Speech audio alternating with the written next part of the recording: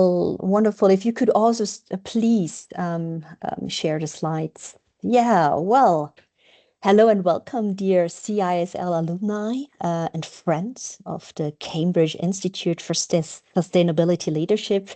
This is our second edition of our CISL Munich Brainfood session, a session conducted over lunch, a session which is conducted for the community and by the community. And our second Brainfood session shines a spotlight on the topic of twin transformation.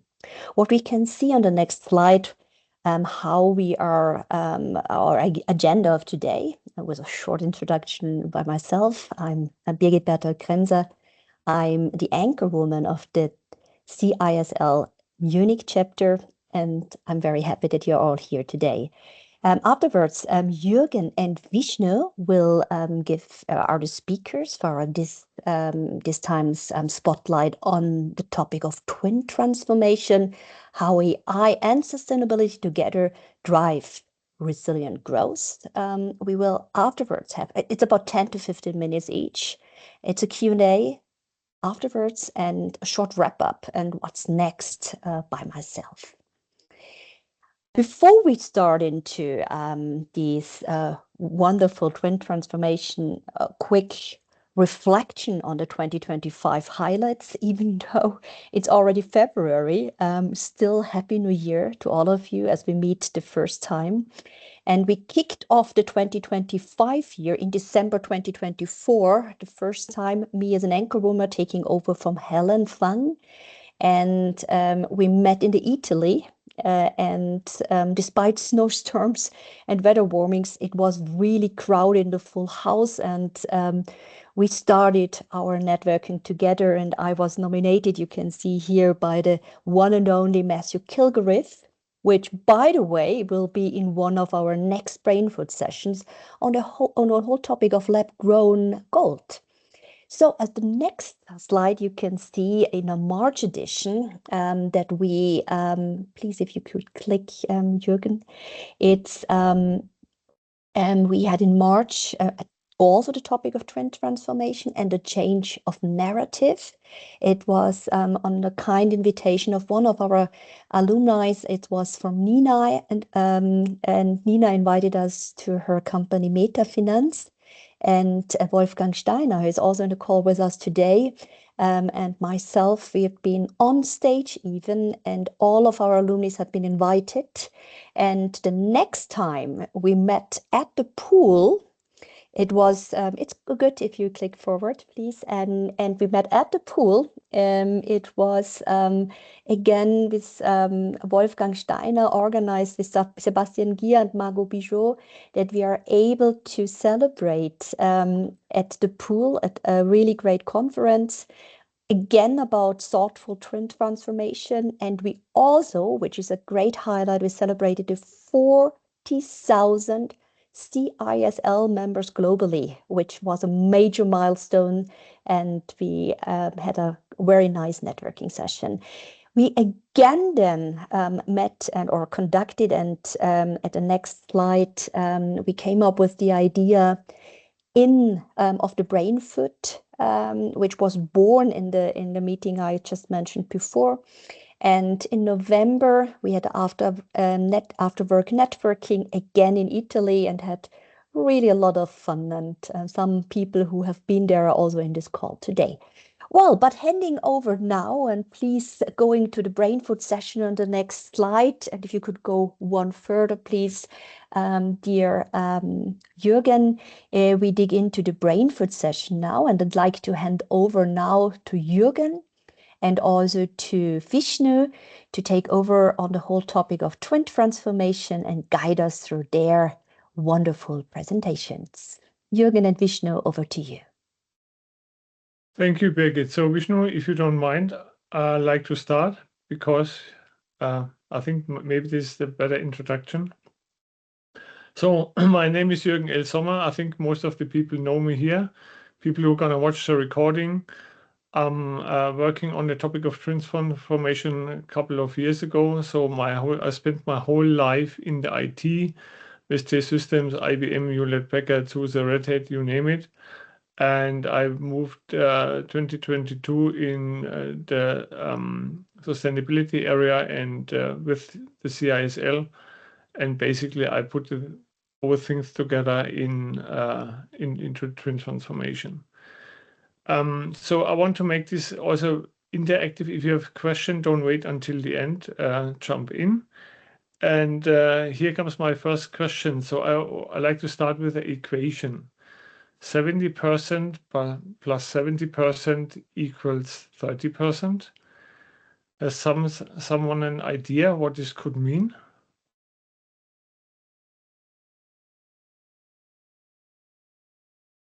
Okay.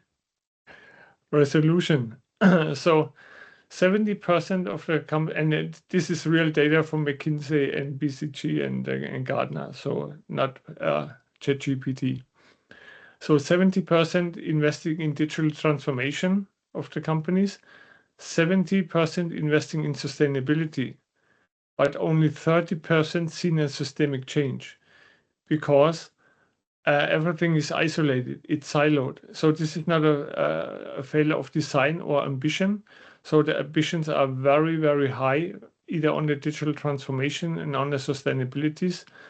Everybody has their own KPI, but they do not working together. And later on, I give you a concrete example, or I give you a couple of concrete examples from real companies I worked with, and that you can see this. And this is not a specific pattern in a specific industry. I see this cross-industry in automotive, in chemicals, in healthcare, in tech. And basically, the digital transformation started to improve the efficiency. If you're going to look at the value chain of a company, they digitalize processes and gather data to make the company or to make the processes more efficiency. Sustainability, on the other hand side, comes mainly out, at least in the last couple of years, of the CFO department, where they want to get or need to get compliant with EU or Germany regulations. With the Omnibus project beginning of last year, so this changed the situation dramatically. I think from 15,000 companies who should obliged to report, I think ends up in 1,000. And when you're going to look at the supply chain, or the German Lieferketten-Sorgfaltspflichtengesetz, I think there are companies only above 5,000 employees. So this is a huge shift. But the key thing here is you're going to see the picture. So on the right-hand side, so everything is about sustainability, growing in line of the environment. And isolated on the left-hand side, you see the IT departments, which are going to drive the company efficiency forward. So as I said, so there are basically one problem, but two systems. And I can give you an example. A company I worked for, the IT department, so the left guy here, was obliged to optimize for consolidated transport to reduce CO2. The sustainability team, sorry, the right one. So what they decided, they said, okay, to save CO2, we need to have less transportations, so fewer trips, larger volumes. On the other hand side, completely isolated, the business and IT department want to optimize their supply chain for speed and cost. What was their result?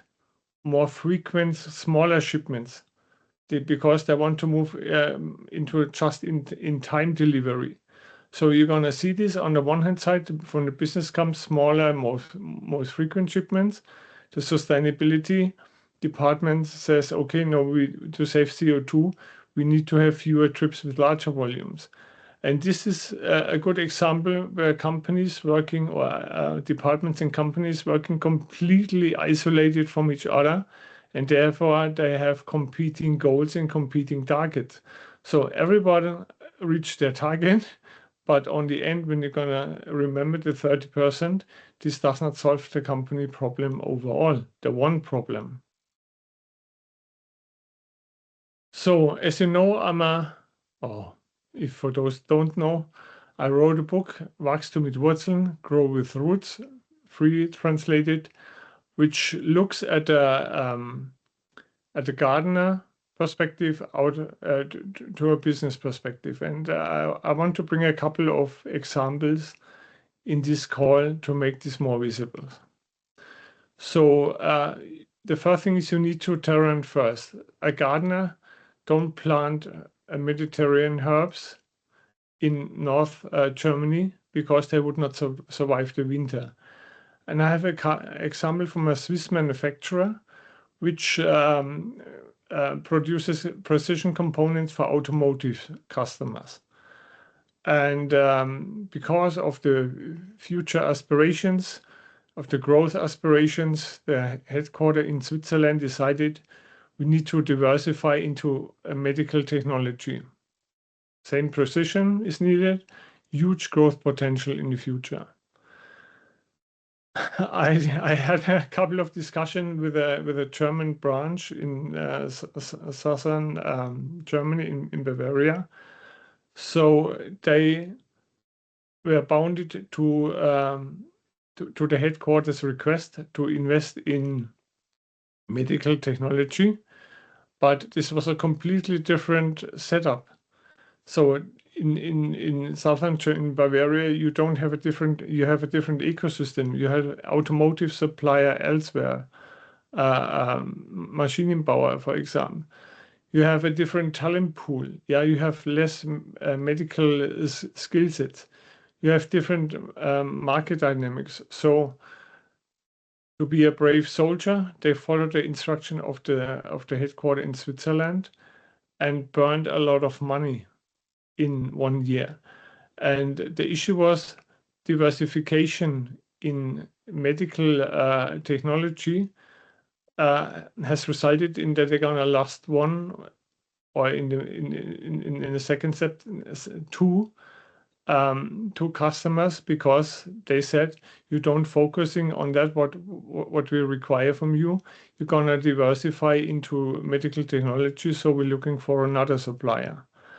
So, and this is basically what I want to say here with, you need to know your terrain before you're gonna plant. If it's dry, what kind of soil do you have? What are the climate perspective? And the same is when you're gonna make a decision to diversify or build new business arms, you need to understand what is the market dynamic. And Switzerland and Germany is basically not the same. And it's getting even harder when you go overseas to US or to China. So you need to follow their rules. You need to understand what is their environment. I think the pest layer, everybody should know the pest layer analysis. This is a good example to figure that out. And basically, the Swiss headquarters said, okay, it was not a good idea.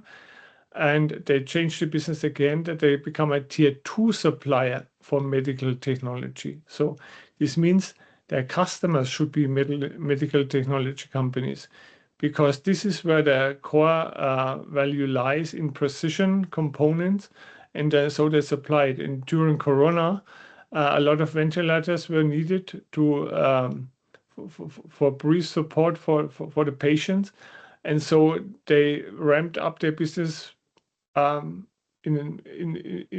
a few months to very self-sufficient and growing business. So they learned around that they need to understand their basic environment and put their growth plans according to that. The second thing is, of course, culture beats technology, or maybe you know the term, I think, from Peter Drucker, strategy, it's culture, it's strategy for breakfast. So this is basically the same thing. If you look at a teaspoon of soils, there are billions of organisms, of bacteria, fungi, microorganisms. They decomposing organic matter, they exchanging nutrients, creating the foundation for everything which grows on the soil. So, and this is, I have also an example. I worked with a tech company, and the tech company said, okay, we need to digitalize, we need to put efforts in sustainability, AI. So we learned from a lot of posts from consultancy companies, we need to work first on our cultural basis. So they hired consultants, they made queries, they put the participants, the workers into their cultural discussion. They launched a new initiative, and after a couple of months, everything was dead because they're gonna put a new idea and a new cultural idea on a dead soil.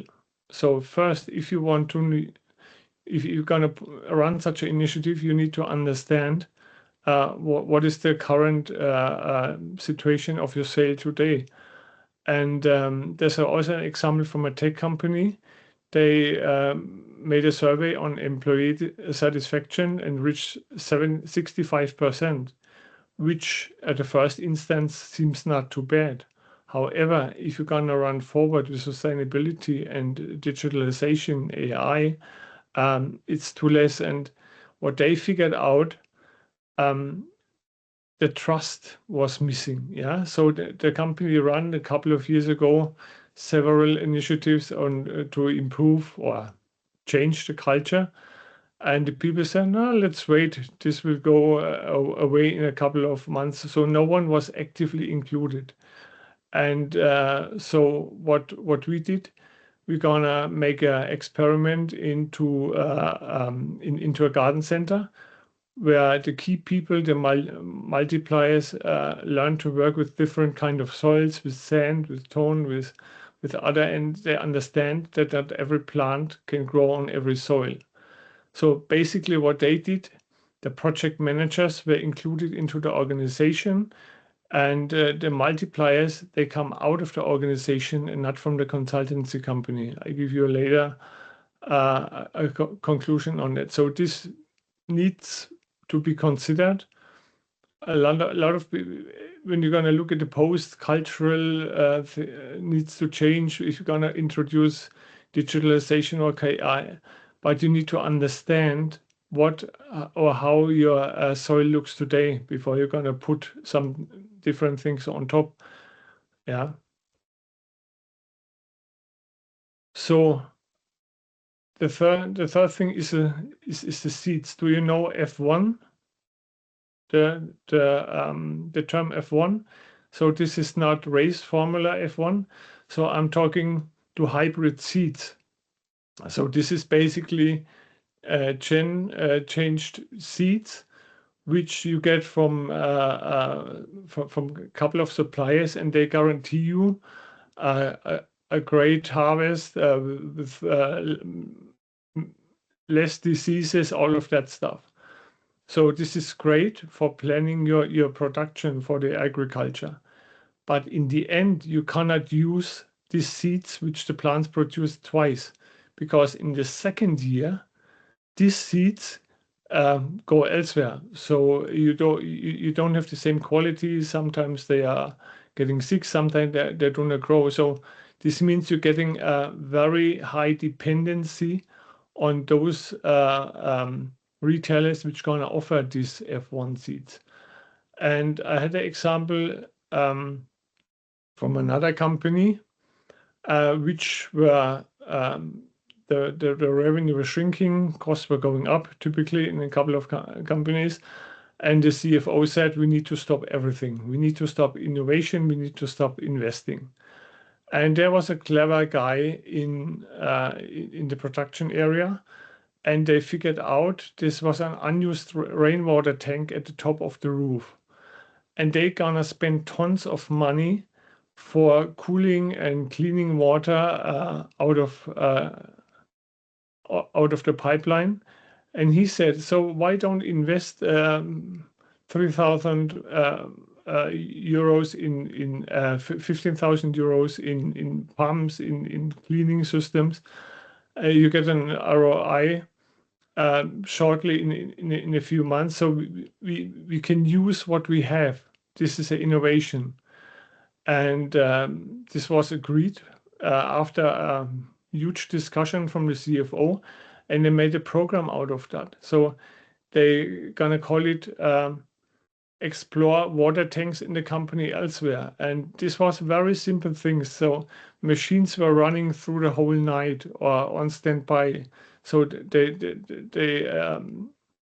put it down and save energy. The lighting in production halls, lighting was on where no people was there. So there are a couple of very easy things to discover which save money, which do not save a lot of money. But the advantage out of that was the people get familiar to look not all of the difficulties. They're going to look at the chances. Where do we have something which we can reuse, the innovation, the seeds, so which we can use for other things and do not need to get dependent on other suppliers. The operating model. This is what I'm going to wait for, call for, is one source system, not two machines.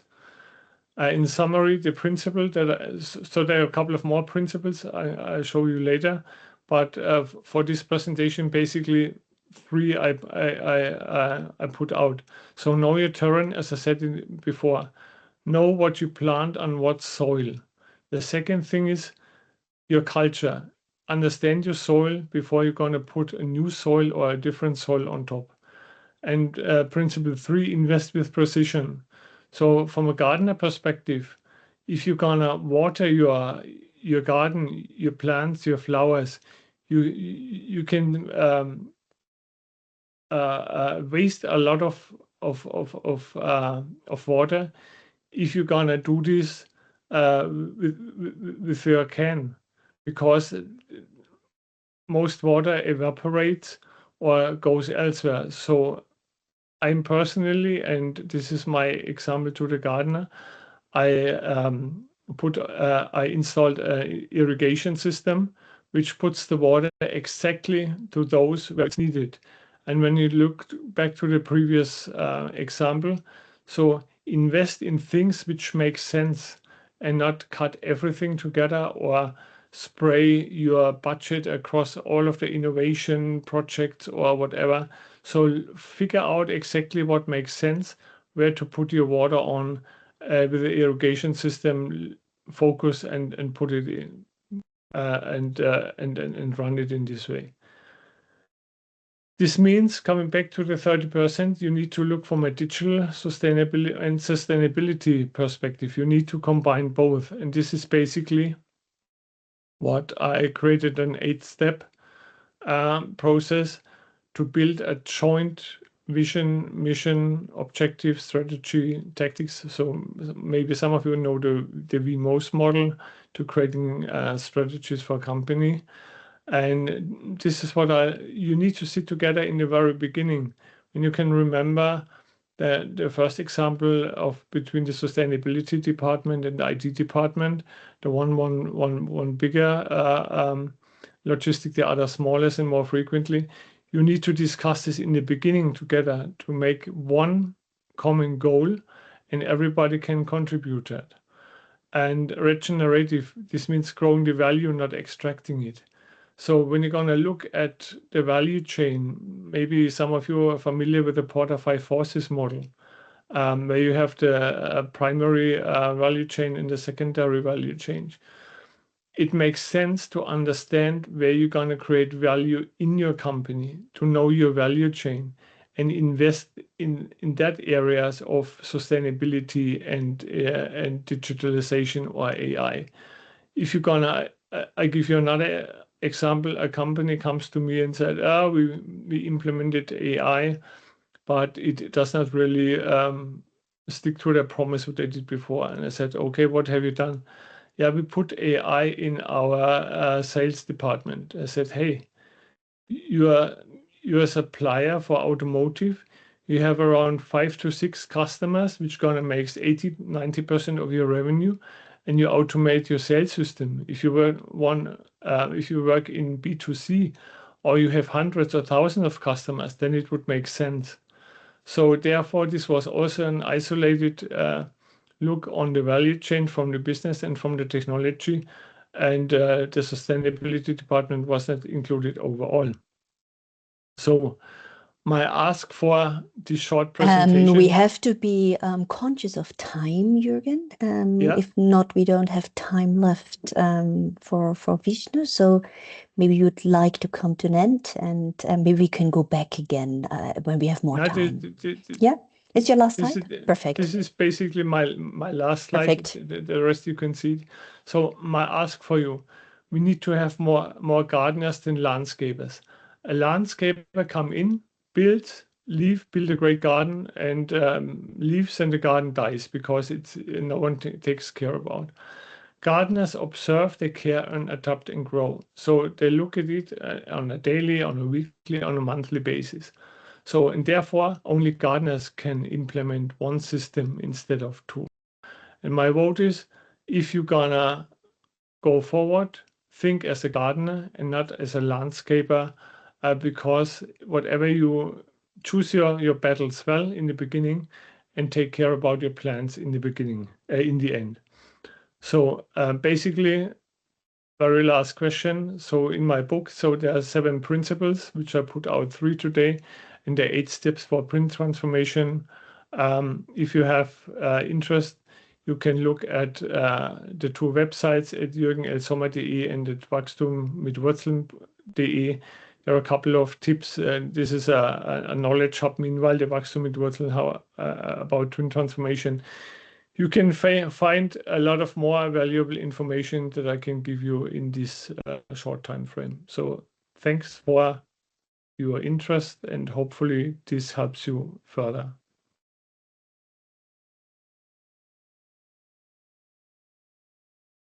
So Vishnu, over to you. I think you can share your screen. We tested this before. Yep. So I hope you guys can see my screen. Yeah, perfect. We can.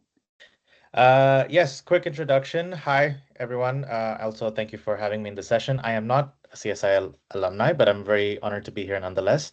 I am a very good friend of one of your CISL alumni, who is Nina, who most of you might know. And just to give you a background on myself, I'm based in Munich. I'm a climate scientist. I work primarily in the field of climate finance, specifically within the voluntary carbon market experience under Article 6 of the Paris Accords.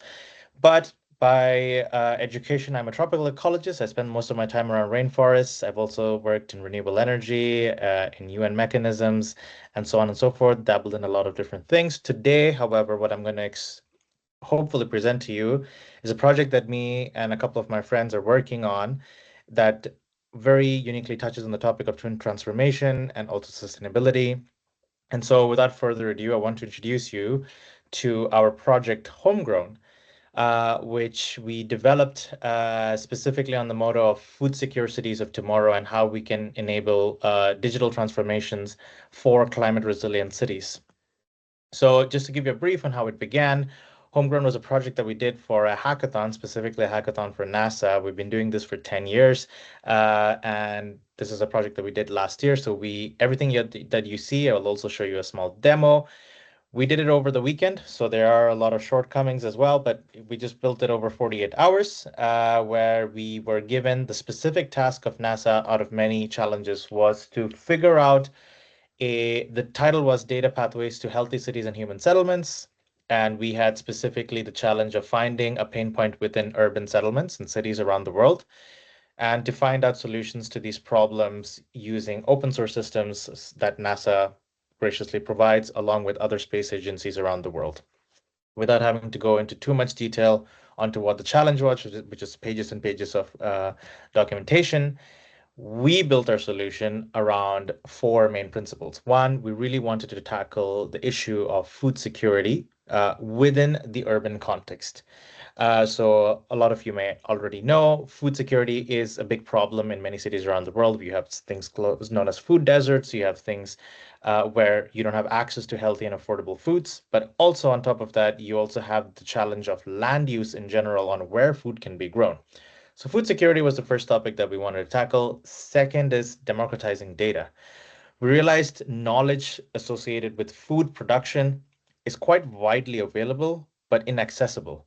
So it's behind scientific literature, scientific language, paywalls, etc. So we wanted to make sure all this immense amount of information and data, how can we democratize this to make this accessible to more people? Third, we wanted to make it user-friendly. There are tons of users and tools out there in which you can simulate growth and patterns in food and production, etc. But they're quite complex, and you need to have a GIS knowledge, or you need to have complex knowledge about certain softwares. We wanted to make a simple tool that I can just send you a link right now and utilize it. And last but not least, we wanted to make the tool something that has actionable insights. So it's not just a tool that spits out a percentage value of something, but something that you can actually imbibe from the information and take something out of it as well. So these were the principles upon which we set out to create a solution in the next 48 hours. And what we came up with was homegrown. So I'm going to stop sharing my slide. I'll take you to my tool right now to show you guys a live demo. So you should see a new screen now, hopefully, homegrown. Yeah, okay. So this is how this is how our website looks. You go start exploring. We've currently put Munich as our city just because we're based in Munich, but you can go anywhere around the world as well. So the idea is, let's say we go to this rooftop here. I'm gonna click start. I'm gonna click this area just randomly, and I'm gonna ask it to analyze for the crops. It might take a few minutes just because we had to do some last minute adjustments before the presentation. The idea here is oh, it didn't. Great, I can just continue. So what it's essentially doing right now is it's going to pull in first the climatic data of Munich, both locally, local level and also across the year. And it's going to give you a list of recommended crops that you can actually grow in this exact spot. In this case, there's rooftop of this random building. I can also go, and we also added an LLM model on top of it. So what it does is it not just gives you a list of these crops, it'll actually tell you how much exactly of that crop you can grow in this area, what is the suitability of this crop specific to the climatic conditions of that area, what type of irrigation steps you would need, what type of growing patterns you would need, what time of the year you would need to grow, so on and so forth. But if you go into individual crops, it will give you exact values of what is the expected yield you can predict in this area if you were to grow it in this location. And some other scores, which you can also check out. I will all send you everyone the link. You can all play around with it later on as well. But this is not just to Munich. You can literally go anywhere around the world. We've put 4 cities at the top, as you can see, but this is just as an example to see 4 different types. But when you guys are playing around, please go to your own neighborhoods and your own backyards and check it out as well. But here, for example, we just put Cairo just because we just figured out a hot city. So if I were to choose this rooftop here and to see what is the potential of this rooftop, so it should now start analyzing the climatic condition of Cairo, which is a hot, arid condition, and give the recommendations accordingly. So you have different types of fruits and vegetables being recommended here. And you see this water logo, which generally indicates that, oh, if you were to grow this, you probably need to worry about irrigation because you need irrigation in these locations as well.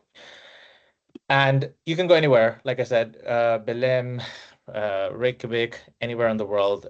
These are just things, but you can just scroll out and then zoom around the world, and then go to your backyard, go to your rooftops, go to your balconies, and see what you can actually do. So I'm just gonna back into my presentation again. And so this is homegrown. So homegrown was not just a tool of aggregated crop suitability, but it was also answering a lot of questions, which is what is the most ideal crop to be planted in your area? When should it be planted? How much yield can you expect? Do you need irrigation for these things? How should it be planted? How many days can you expect for this particular crop? And so on and so forth.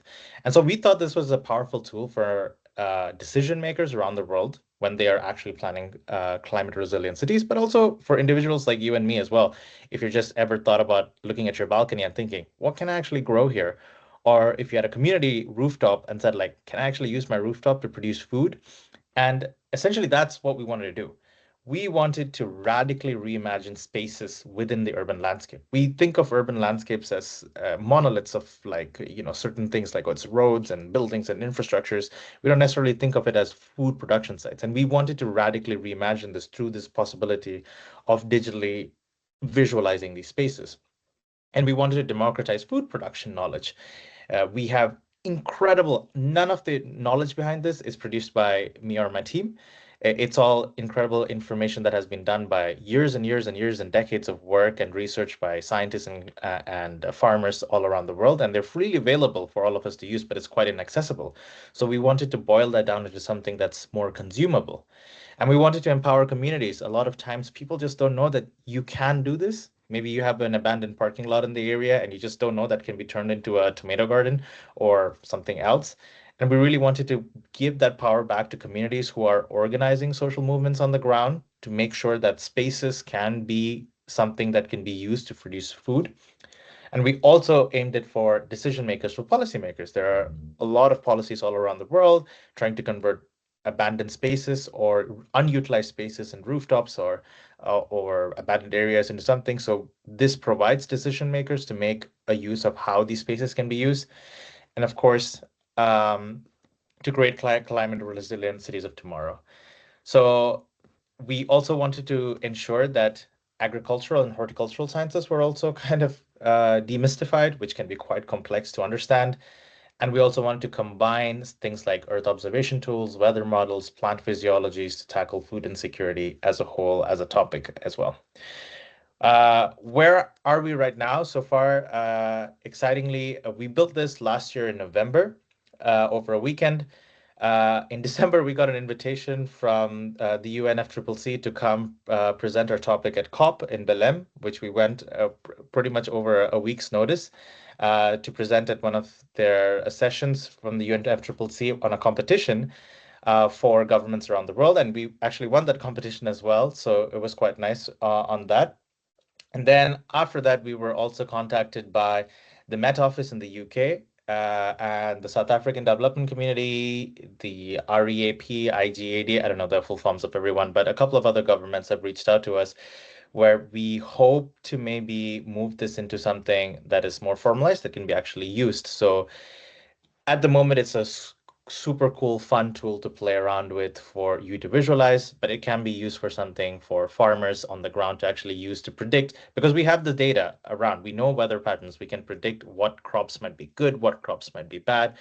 So to a more use case function as well, and that's the direction we are hoping to go. We still don't know. We're just 6 people who just did this for fun. So we're in the process of like, how do we make this a real thing versus how this is fun right now? So that's where we are right now.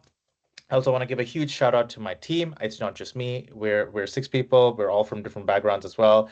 So yeah, if you go to our website, you can either, if you have your phones out, you can scan it on the little QR code and get the tool right now. But I will also send you the links so that you can explore it on the website, because it's more nicer to do it on a laptop or a screen. We did optimize it last night to make it so that you guys can use it on the phone, but I would recommend a big screen or a laptop to actually see it and play around with it as well. And of course, if you have any recommendations or if you see what can be made better, please let us know as well. On the website, once you start exploring, there's a little eye icon at the top. If you go into it, you can also see our methodology, how we built it, the formulas that we used, the science behind it for calculating these things as well. And yeah, so with that, I will end. And yeah, happy to have a discussion after. Thank you very much.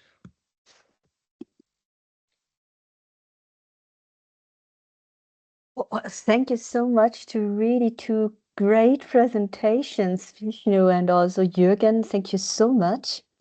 I'd like to open now for Q&As. And another topic which I like to do, as I see you now all on the gallery, maybe Paulina, if you also could join us, because then I would love to make a screenshot to share also with our alumni who are not able to participate today. And of course, we go into the questions right now. So over to you guys to ask questions. I saw that there was already one question in the chat from Wolfgang to Jürgen. I don't know, Jürgen, if you already read it. It was from Wolfgang on the new operating model, your experience introducing these shared KPIs and incentive systems across IT and sustainability for synced TwinTransformation OS. So that was the question from Wolfgang to Jürgen. And over to you, Jürgen. It depends. No, just kidding. I'm working on that currently on my blog on the Wachstum mit Wurzeln.de blog. I post for the next couple of months. Fictive but a real story from a CIO perspective about TwinTransformation. You can follow that. So you will have each first Tuesday the story on, and 2 weeks later in the month you get a tool.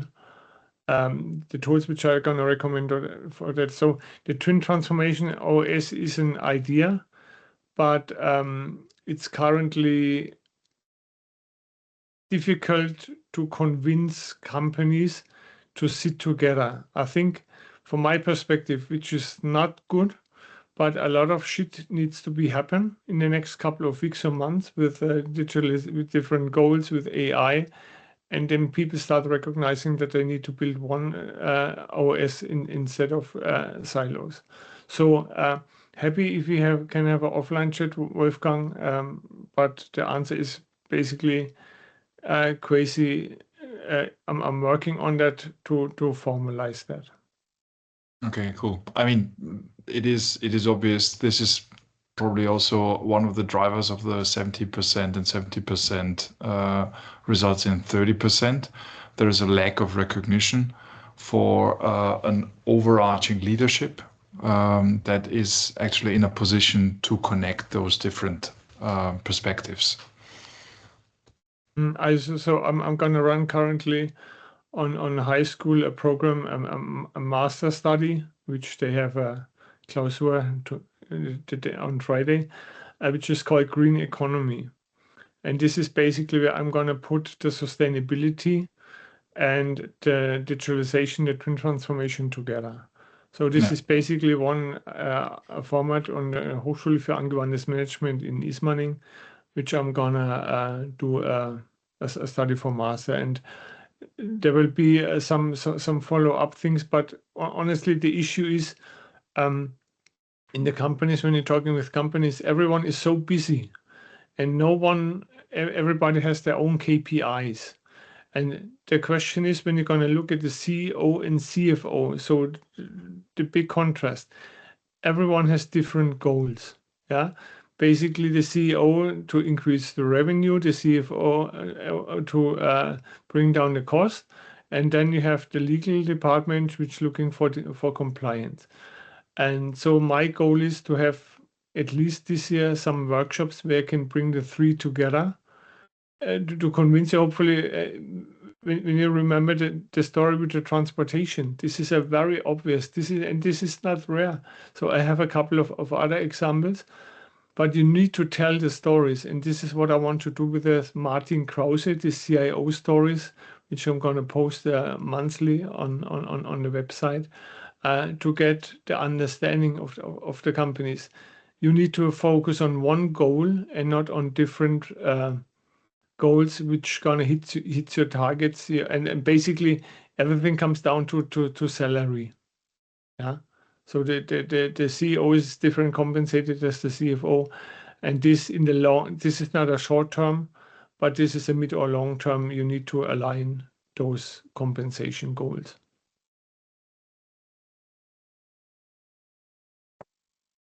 Thank you. There was also from Wolfgang to Vishnu. Do you also have a layer where you can consider potential sustainability risk exposure for the real estate under review? Banks and insurance companies would die to get this view for the mortgage and real estate insurance risk management. Vishnu. Yep, great question. We often get asked more layers, what do we have? The short answer is everything that we've used is what was freely available to us. So nothing proprietary is there because it costs money. But what we want to do moving forward is to add these proprietary layers that could be useful for certain use cases and certain stakeholders as well. So it's different for a local government, it's different for like a bank or a risk management company, etc. So totally possible. We did explore things as small as like there's a shade map where you can get exact shades on how it falls and how that shade would correspond to the building, and that shade is dynamic, so you can see it across the day, how the shade moves across the city. We have hyper localized pollution mapping as well, so even per city, because pollutions even in the same city at a street level is different, even the streets are adjacent to each other. So these layers are available, and we did explore it in our possibilities of future planning, where we could, if we have access to these things, we could just simply integrate it and get an output as well. Then you can even do complex socioeconomic metric comparisons of of an environmental metric affecting socioeconomic conditions on the ground as well. Short answer, yes. Long answer, yeah, we don't have it right now, but we would love to. Thank you. That's awesome. Maybe to add, I had a very interesting discussion with Vishnu before on that topic, and I think this needs to get broader. So hopefully we can continue the discussion in the next couple of weeks and months, because so what I have concrete, there are a couple of initiatives of smart cities, yeah, which gonna deal with that problem. And I'm connected to the smart city guys in Bamberg, which is not big as Munich, but at least 80,000 citizens. And I want to discuss with you in 2 weeks how we can make a presentation for them, or to check out if they're interested, because I think this needs to be. It's good to have this for private people, but I think this has a really big potential for smart cities. Everybody is looking for ways to make their cities more enjoyable, more climate neutral, more. So long story short, I think we can continue the discussion, Vishnu. I have some ideas. I have no success guarantees, as I said, but a lot of ideas in my head. Well, awesome. There's the first collaborations from our Brainfood sessions. Are there any really important questions? If not, we go to and if you kindly could share maybe the last slide again, Jürgen, on what's up next, a short wrap up. And it was a lot of gardening and twin transformation today. And I think the real highlight is you. It was meant to be said before about the 2025 looking back and reflections and highlights. And I think community is a gift, and you're all making it one. And you also can see, thank you so much for your presentations, Wolfgang, and also Vishnu. And great that collaborations are starting already. And if you could kindly go to the last slide and click forward. It's first of all, the recording will be available to all of you, and we will also, like we did already the first time, we have a YouTube channel for our Brainfoods, and we have also the first recording from Wolfgang and Ekaterina on the digital product passport, and now on the TwinTransformation from Jürgen and Vishnu. And we will, of course, do a LinkedIn post, myself as well as Vishnu and Jürgen. And it's from the community for the community. So who is the next? And please let me know if you'd like to be featured in one of our next sessions. And looking ahead is after this wonderful twin transformations already in the queue, in the line, sustainability at the core of value creation, lab-grown gold. By our one and only Matthew Kilgariff, and a materials workshop planned. So stay tuned. And if you want to be featured, let me know. And thank you so much, everyone, for joining us today or looking into the recording. And I wish you anyhow, even though it's already February, a wonderful new year 2026 with a lot of wonderful spotlights and nutritious ideas on sustainability. Thank you so much. Let's stop the recording. So